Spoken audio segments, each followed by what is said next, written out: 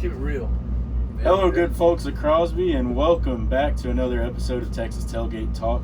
We're Cody Casey and Cayman Rivas here at the Crosby Fair and Rodeo. Today we're joined with half of the Dos Borrachos, Texas country music legend, Mr. Kevin Fowler. Kevin, how you doing? Uno Borracho today. Uno Borracho. It's just fine. It's going to be a fun time tonight, man. We're looking forward to it. Yes, sir. We just want to ask you a couple questions, see if we can't sell some tickets tonight. Well, come on. Kevin, thanks for coming on. I just got to know, what are the Dos Borrachos and how'd that come about? You know, Dos Borrachos in Spanish means two drunks. So that all started when me and Craig were down at Cabo San Lucas about 5-6 years ago. And this guy down there goes, Dos Borrachos. So we're like, okay, we're going to stop. And we started doing a trip down there, taking fans with us. And then we did a Dos Borrachos record, kind of tied all together. And I think we're at 5th or 6th year into it. This year we're taking 1,150 people with us tomorrow. Cabo San Lucas for a big old wing ding. We got us and Randall King and Josh Ward and Daryl Dodd and Kyle Park. And we got a slew of people going with us. About 15 artists going, and it's going to be a great time. We go out every night bar hopping and having fun, man. It's called Big Cabo Fest. BigCaboFest.com. Little shameless plug there, but yeah, come with us to Mexico, man. It's a wing day. Yeah, if you got your passport and you got a little money burning a hole in your pocket, book them resorts. I'm sure it's getting booked up pretty quick. This year's sold out, but we'll start selling next year, probably in the fall. I got you. What was it like touring with Roger? Man, you know, he and I have been running together for 20 years, so this is nothing new for us. We just now do one of the Dos Borrachos shows. Actually, 12 guys on stage this season. I have 6 guys in my band, 6 guys in his band, and for half the night, you know, there's 12 guys on stage. So it is, we call it the Texas Country Orchestra. It's pretty good.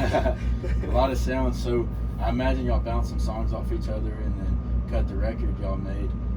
Going into that record, I imagine you guys had a lot of songs already made together, or at least in the works. I mean, was it pulling old songs together? Or No, we did that whole record.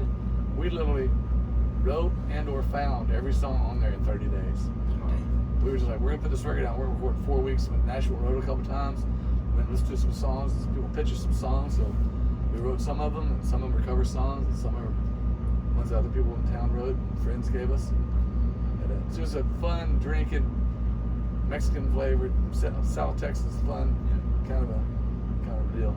Pretty cool. Check it out, Dos Borrachos. We're on Spotify or wherever you get your music. We're there. So, I heard on an interview you said that you probably have the most songs with the word beer on them. I do. Is there a stat check on that? I can't find anybody. I've tried. You tried to find somebody. I think Luke Combs might be catching up to you, but you still got a ways to go. I'll joke about it and say that we own we have the Guinness World Book of Records for most songs with the word beer in the title.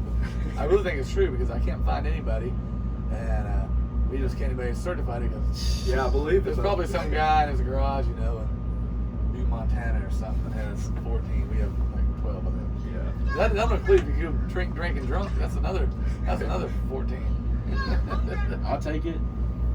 You mentioned Spotify earlier being on there.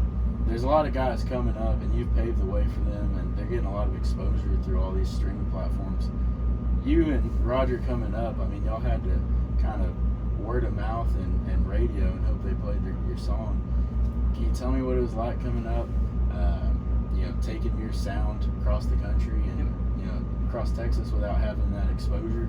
When we started in the CD era, people were still in the CDs. CDs was a new thing in the mid-late 90s.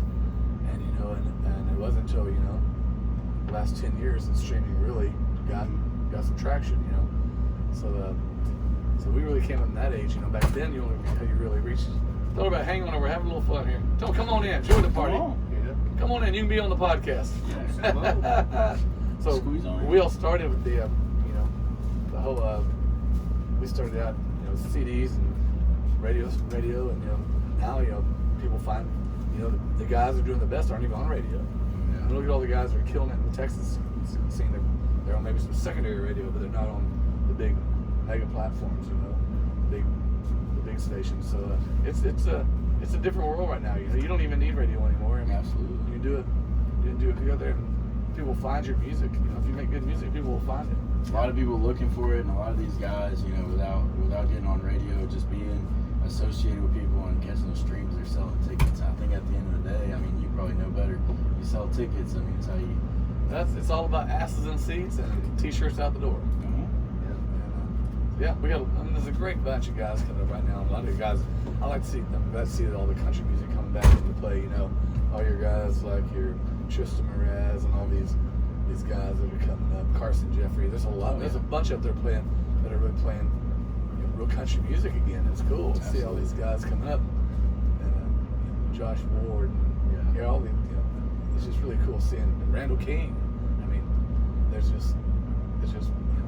There for a while, it got really rock driven, the Texas country sound, but now there's this big part of it is back to old school blues, scooting country. Well, speaking of rock, you were in a rock band, is that right? I did my time doing that. Yeah. I know there's a picture out there. You had quite a bit of hair going. Yeah, now I have no hair at all. How'd that translate to your Texas country career? Well, I think it still shows in our live show. That's our show is a rock. Our show is a rock show. Our records are pretty country, but our rock, for our show, they're high energy, in your face, and quick pace. And I think that's what I think they come from the rock and roll days. Yeah. How do y'all keep that fun in and out of every show? Because I went to a few of your concerts and it was a blast, but y'all just really bring the energy. Well, I think me and my band, our whole crew, man, we love playing live. So some guys don't really enjoy the live aspect of it. To me, that's the only reason I do it. Back in the days of playing keg parties and all that fun stuff. Yes, sir. You spend a lot of time on the road. This bus looks like it's a home away from home. You got any rules on the tour bus? I mean, I'm sure something's come up where you had to make something. There's a couple, but none we can talk about. Talk about it on here, but there's not a lot. I mean, we back in the early days we had to have rules, but now we're just old farts. Nobody's going to get in trouble. But you can get in trouble on tour bus real quick if you want to. I believe. I got one more question. Is there any guy that's up and coming that maybe you toured with or you listen to that you want to give a shout out to? New guys. Like I was saying, there's a ton of the new guys coming up. I'm so glad to see. Man, I can't even think of all of them. Braxton Keith, a lot of his stuff too. There's a ton of those guys that are just getting going. That man, I think they've got so much legs. They got so much potential that they're gonna take what as this old fart slow down, they're gonna pick it up and take the ball and run with it. Absolutely. You hear a lot of people say country music's dead, and really you just got to go find it. And I think right now it's blowing up. It's gonna be in your face, and all these little shows like this, and even out. I mean, they're selling out big shows. You see some guys doing the rodeo run, Houston Rodeo, and selling that out. So I think we're really in something special as far as Texas country music goes. You got any advice for the young guys? Man, just keep on plugging away. It takes a long time. It ain't overnight. It takes many years. It took us a decade to get this thing where we can finally quit our day jobs and do it. So it just takes a while. Everybody starts out in the van, your pickup, old Suburban, and then move up to an RV. And then they have a bus, and you just keep on. It ain't easy. Whether you're a plumber, or you're an electrician, or a musician, you got to get in there and just give it hell. So, obviously we got the Dos Borrachos, and you spoke a little bit about them. You got anything else going on? Anything you'd like to plug? Man, I hope we get some new Kevin Fowler stuff out. Man, we're looking at doing a little fun little cover record pretty soon, and we're just super busy. It's like crazy. I thought, after COVID, it must slow down a little bit. No.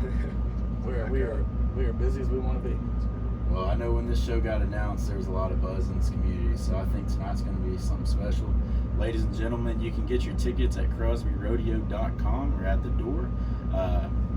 You better get there early if you're getting it at the door, because we might go quick. Thank you again for sitting down with us. Thank you, We're guys. looking forward to the show. Thank you. Rodeo starts at 7. You heard the man. Come on. Dos Borrachos tonight.